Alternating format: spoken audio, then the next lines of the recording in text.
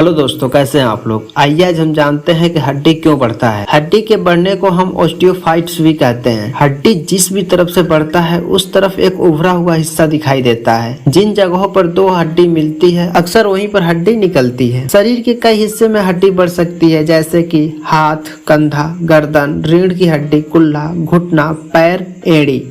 अधिकतर हड्डी बढ़ने से कोई दिक्कत नहीं होती है, लेकिन अगर ये अन्य हड्डियों से रगड़ जाए या नसों पर दबाव बना दे तो आपको बढ़ी हुई हड्डी में दर्द, अकड़न का अनुभव हो सकता है। अब हम जानते हैं कि हड्डी बढ़ने की क्या लक्षण होते हैं।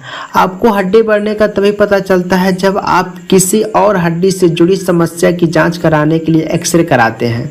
बढ़ी हुई हड्डी केवल तभी समस्या पैदा करती जब वे आपके शरीर में नसों, टेंडन, मांसपेशियों को हड्डी से जोड़ने वाले ऊतक के अन्य संरचनाओं पर दबाव डालती हैं, जिसकी वजह से आप कुछ समस्याओं को महसूस कर सकते हैं, जैसे कि जिस जोड़ से हड्डी निकलती है उसमें दर्द होता है, प्रभावित जोड़ को मोड़ने पर दर्द या अकड़न महसूस होना, रीढ़ की हड्डी बढ़ जाने की वजह से नसों के दबने पर बाजुओं या टांगों में कमजोरी, सुन्न होना या झंझनाहट महसूस होना, मांसपेशियों में ऐंठन या कमजोरी भी महसूस हो सकता है। रीढ़ की हड्डी बढ़ने से कुछ नसों पर दबाव पड़ने पर मूत्राशय या आंतों पर नियंत्रण करने में समस्या होती है। अगर आप एक्सरसाइज करते हैं या प्रभावित जोड़ों को हिलाने की कोशिश करते हैं तो आपके लक्षण और भी गंभीर हो सकते हैं।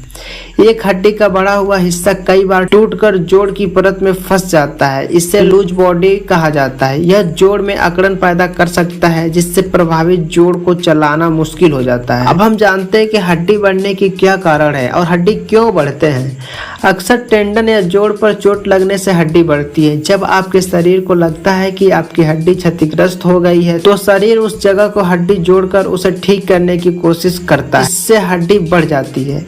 गठिया से होने वाले नुकसान से हड्डी बढ़ जाता है। उम्र बढ़ने के साथ रीढ़ की हड्डी को डिस्क में समस्या महसूस होने लगती है, जिससे ऑस्टियोआर्थराइटिस, रूमेटॉइड अर्थराइटिस और लूप्स और गाउट की समस्या हो जाती है। हड्डी बढ़ने के और भी कारण हैं, जैसे हड्डी से जुड़ी किसी भी तरह की चोट लगना, हड्डी का उपयोग अधिक करना। उदाहरण के लिए जैसे अगर आप लंबे समय तक बहुत अधिक भागते हैं तो इससे भी हो सकता है। जीन, आहार, किसी हड्डी की समस्या के साथ पैदा होना, रीढ़ की हड्डी का सिकुड़ना, जिनके कारण हो सकता है। अब हम जानते हैं कि हड्डी बढ़ने से हम कैसे रोक सकते हैं। हड्डी के बढ़ने से बचने का शायद कोई तरीका नहीं है, अगर वे गठिया से होने वाले प्राकृतिक परिणाम हैं, लेकिन दूसरी किसी समस्या के कारण से हड्डी बढ़ने को रोकने के लिए बहुत सारे तरीके हैं। जैसे कि आपके लिए सही प्रकार से जूते चुने, आगे से चौड़े हो जिससे उंगलियां आरामदायक तरीके से जूते में आ सकें। जूतों का पहनावा आरामदायक हो, साथ ही जूतों की फिटिंग आपके लिए उपयुक्त होनी चाहिए। मोटे मोजे पहने जिससे जूते से आपके पैर न रगड़ें। अपनी हड्डी को सुरक्षित बनाए रखने के लिए कैल्शियम और विटामिन डी से भरपूर आहार लें।